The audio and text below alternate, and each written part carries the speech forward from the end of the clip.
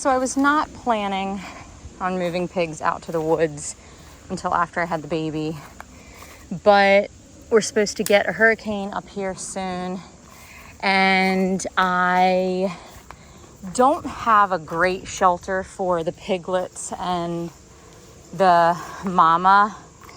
So I thought, you know what? It's going to be warm out here. It's just going to be a lot of rain. So they love bedding down in all of this thick underbrush. And so I thought, you know what? I'm just going to turn them out here and let them just kind of hang out and explore. And I was already kind of disappointed with the way that the paddock was looking as far as the mud goes. And I knew I needed to get them moved. And I knew that the sooner the longer I waited, the closer to having this baby I would be. And so I kind of figured now's the time. Let's just put it that way. It's not going to get any easier. I know that the next couple weeks are going to be the best that I have yet. I don't want to do anything the month leading up to my delivery. So I just figured, you know what, let's just get this done now. So in typical Lee fashion, I am moving pigs on a whim. I just have this one strand, and this is the problem with moving animals like this, is that there's more of a chance of them getting loose. So I can have a really good situation where everything goes well, or, you know, I could be pushing a baby out and someone could be like, Mom, the pigs are loose, you know? So it's kind of inevitable. So anyway, I figured for the next 2 months, the pigs are going to be out here and we're going to give this a try. So I am walking around right now and just checking fences, making sure that everything is tight how I want it. And, ooh, that did not go well. I need to push these stakes into the ground better. I would make sure all the wire's tight and then test it, make sure that it's hot. And then we'll see how they hang out, how they ride out the storm. So they will be very happy, that's for sure.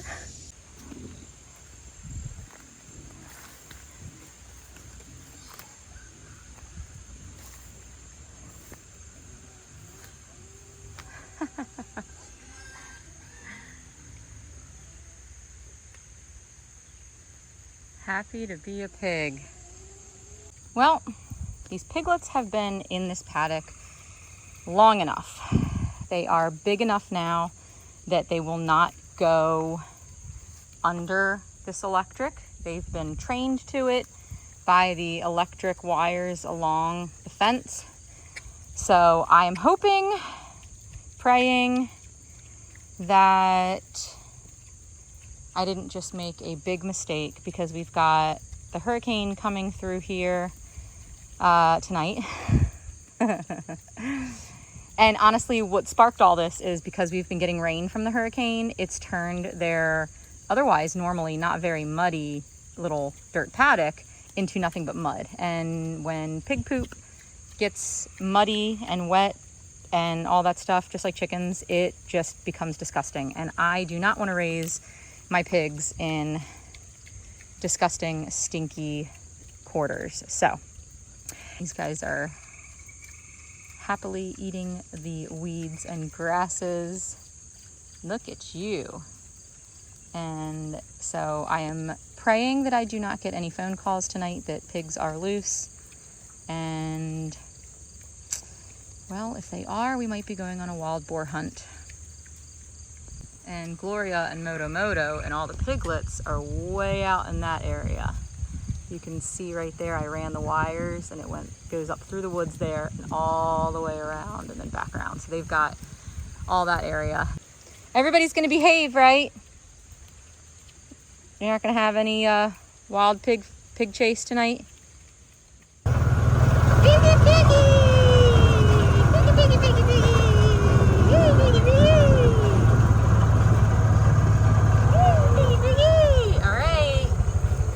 Night in the electric.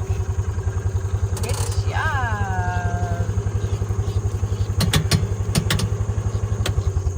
I was worried sick about these pigs last night because we lost power and the power comes from the little office building that is not hooked up to our generator.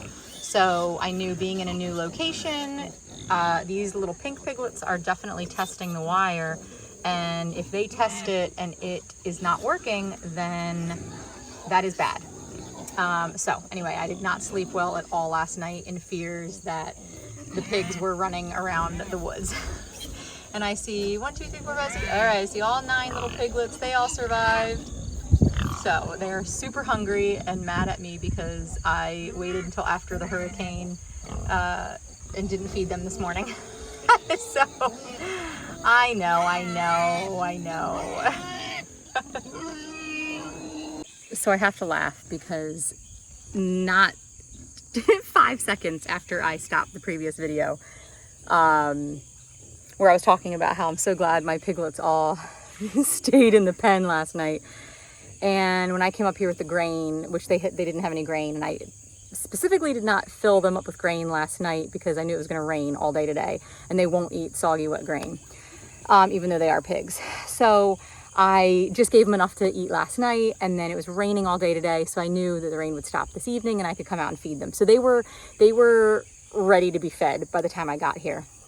And when they saw those buckets of grain, they charged through the electric fence. Like, just as I was saying, oh, I'm so glad that they're inside. So what happened is they were going in and out of that wire there, and they were mingling in with Gloria and her piglets, which, okay, it's not a big deal, but clearly the electric is not working. So I took the fence tester and went around to all the fence. Gloria had absolutely no power to her wire at all. So Gloria and Moto could get loose and then drag the piglets with them. These little pink piglets were getting like tickled and not enough to stay in, so they were running through. So anyway, I went over and I looked at the Energizer, and I was like, right, every time we have water, like rain, this happens. Hang on, something is itching me. Every time we have rain, the fence shorts out and we don't have very much power. And so I'm like, all right, I need to get an Energizer that has double power. I'm sick of this. I have fence that's low to the ground and is touching weeds, so I need something that is going to go through that and is going to shock these animals. Because literally strings are keeping them in. Strings. So these strings have to be hot. So I did a little research, and I found that the Energizer that I'm currently using for the pigs is 1 joule. And the other Energizers that I have around the farm are 2 joule. So this juiced my electric fence up double the power. And I just fence tested the wire that was getting 0 to tiny, like 1, number 1 on the scale of 1 to 10. It was giving me such little power, and I just tested it right now, and it's 9.9. So the little piglets were singing for me when they were touching it. And I don't like hearing them squeal, but I will admit I like hearing them squeal. And I'll be sleeping in the middle of the night sometimes, and I'll hear them touch that fence and they'll squeal. And what can I say? I mean, if you keep touching the electric fence, it's going to keep shocking you. So anyway, so I'm glad that I know it is working now. And everybody's happy and everybody is safe, and I can sleep tonight knowing that we have full power. Right, little babies? Right, little piggy pigs? You're like, what's this, some sick joke or something? So with the heavy rains that we experienced, we had one of our little pathways that got washed out. So Chris is redigging out the original waterway, and what this will do is allow the water to go directly to the stream instead of through our pig pen. So he's just fixing all that damage that was done through the storm. And then we had one of our big maple trees that was lining the pond fall into the pond when there were heavy winds during the hurricane. And I don't know how any of us did not hear it happen, because it had to have been slightly dramatic. But anyway, so he's pulling that tree out of the pond, and we will eventually chop it up and put it in our bonfire pit.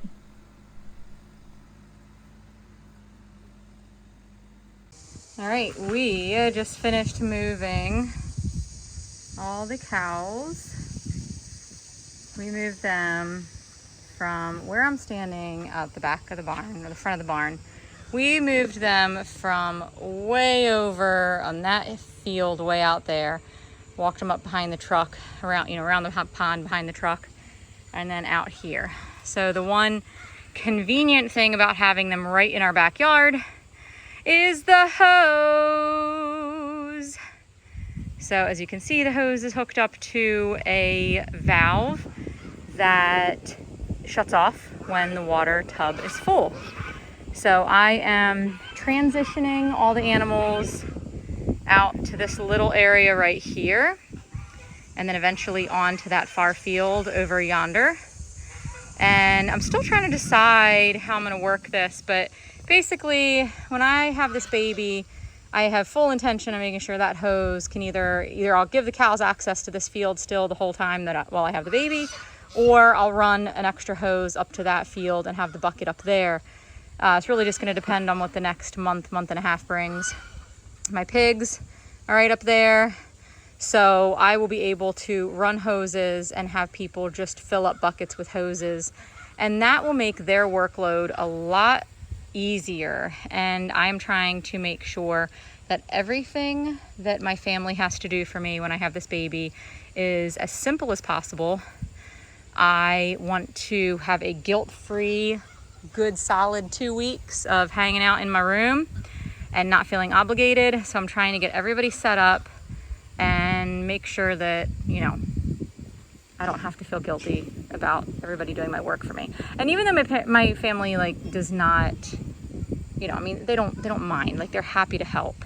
It's still just something that I feel better about. It makes me feel better knowing that I have made everything as simple for them as possible. I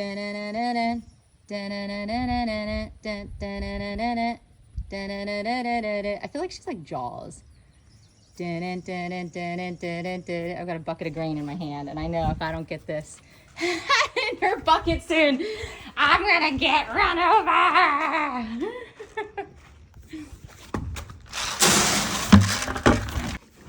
All right, milky time.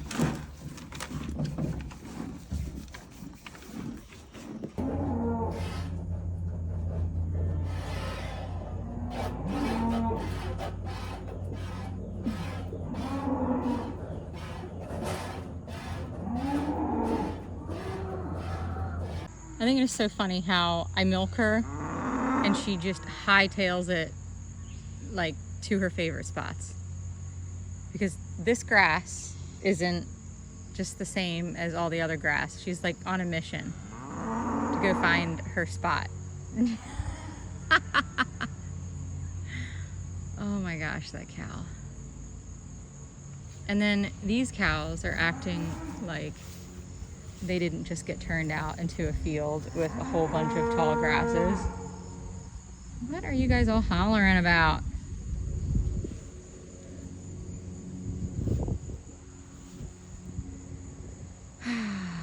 Daisy. I have been milling our einkorn berries and using them in my sourdough starter. So my sourdough starter is now officially 100% einkorn flour, and it's the whole grain. So that has been a little bit of adjusting just to get used to it. I do not use my sourdough for making breads, like sandwich breads or anything like that. I, to be perfectly honest, have not mastered the light and fluffy sandwich bread sourdough thing with einkorn berries. 100% einkorn berries. So what I use this starter for is pancakes and biscuits and in flatbreads and English muffins, things that don't necessarily need a lot of good rise to them, and they're more of that denser flatbread muffins, for example. So I have been using this starter for those things, and we've been really enjoying it. So I recently bought 2 pig feeders. They will be bulk feeders, so the pigs won't need to be fed every single day. It will hold bulk grain. And my husband so graciously offered to build these for me, and this is a perfect example of the jobs that he does around the farm to help me, even though I am doing the day-to-day work. He does stuff like this. Crazy wild piggies. They are wound up. Yeah. Yeah. You guys are fast.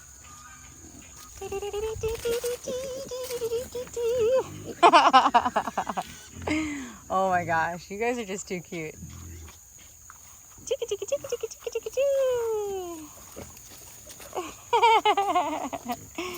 Aww. Exploring. Does your mommy know that you're out here? Does your mother know that you're out here? How'd you get out? Oh my gosh. Really? You babysitting? You babysitting?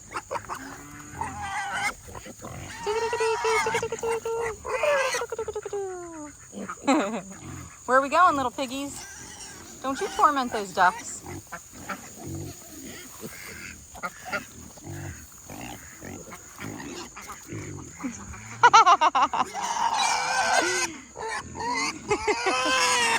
Really? You got some things to say? You won. We have a busy day planned for today, so oatmeal is one of my go-to fast food breakfasts. Now, I have oat berries, oat groats, I guess they're called, that I have been putting in the roller for the kids, and they will roll them out for me. So that is one really great way that we've been using some of those oats in our fast food oatmeal. So what we're doing is we're trying to get a hose. We're going to make it lead all the way out down to the pigs. Pigs are way out there, but not too far. My mom's down there right now, and we're trying to get hose over there. And yeah. Okay, I'll show you. So we've got it all the way down there. See that, right? Yeah, so. She's coming back from all the way over there.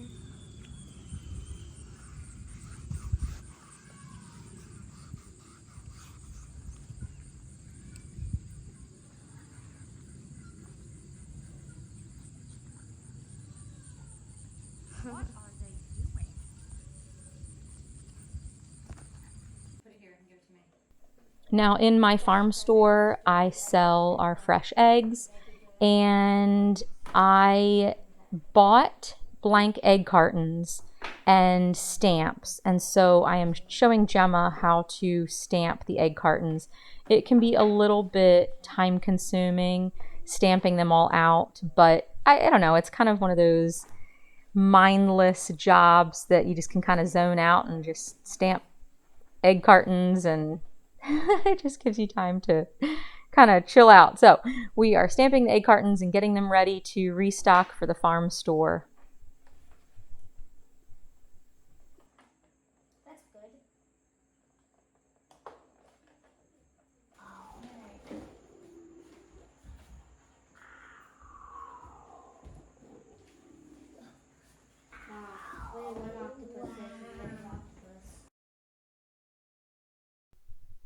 I also have been craving ice cream, and even with good local small batch ice cream, companies or ice cream farms around the area, they still have ingredients in them that I really don't like.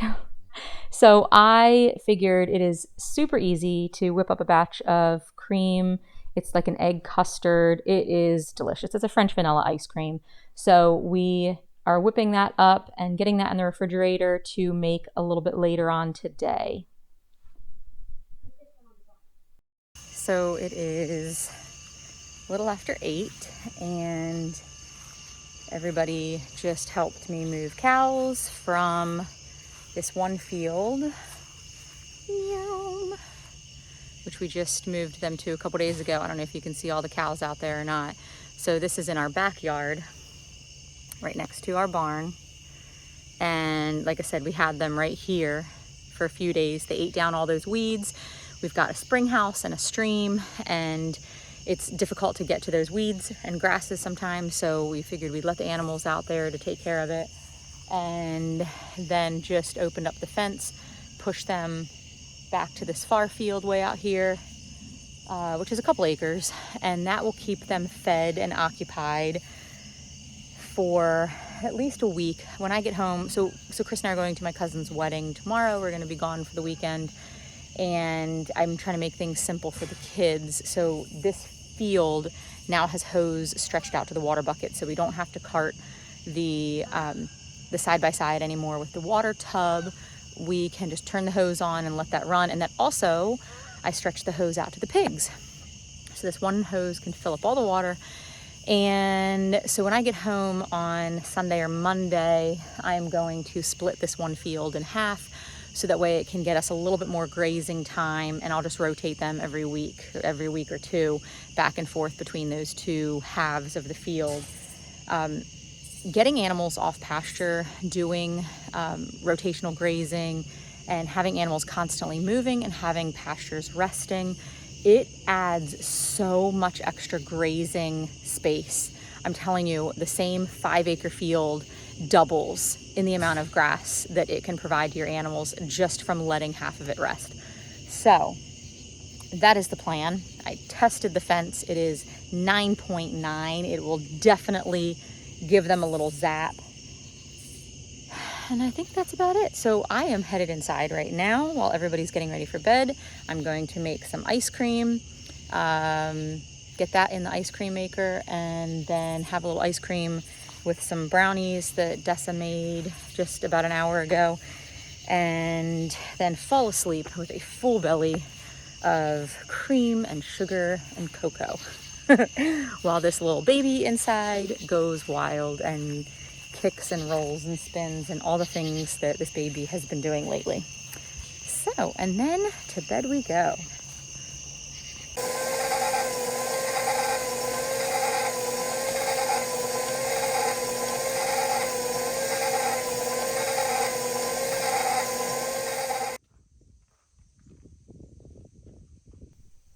As I progress in my pregnancy, I am making sure to take note on how my body is handling my workload.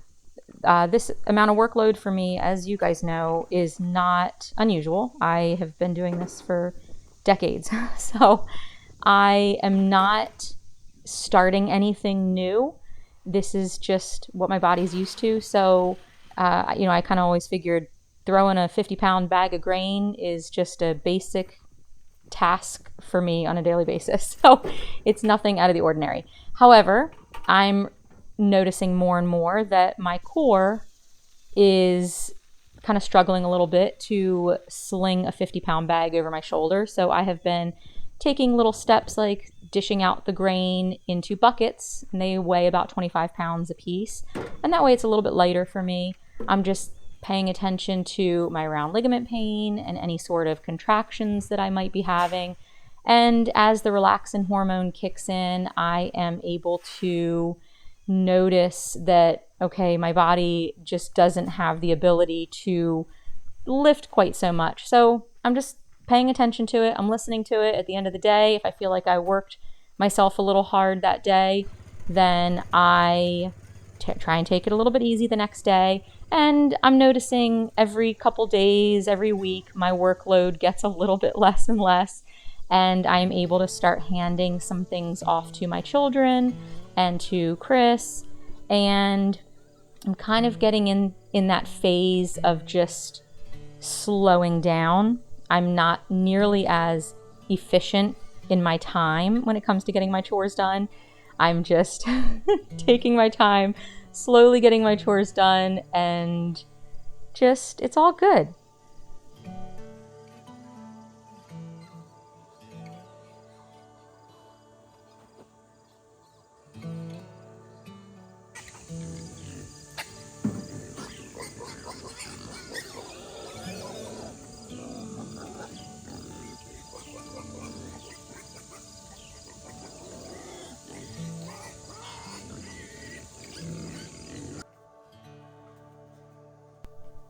My plan is to continue milking Daisy as long as I possibly can. I have my short little milking stool there that allows me to get into a nice deep squat, so it doesn't hurt me in any way. And in all honesty, milking is probably one of the easier tasks that I am doing, other than carrying the bucket of milk back to the house, which I have had to ask Chris to help me with that a couple times because she gave me several gallons of milk. And again, me lifting heavy buckets at this point in my pregnancy is becoming a little bit more cumbersome. And I'm just going to take advantage of this very short season in my life where I can ask for help, and it's okay. And people are fine helping me.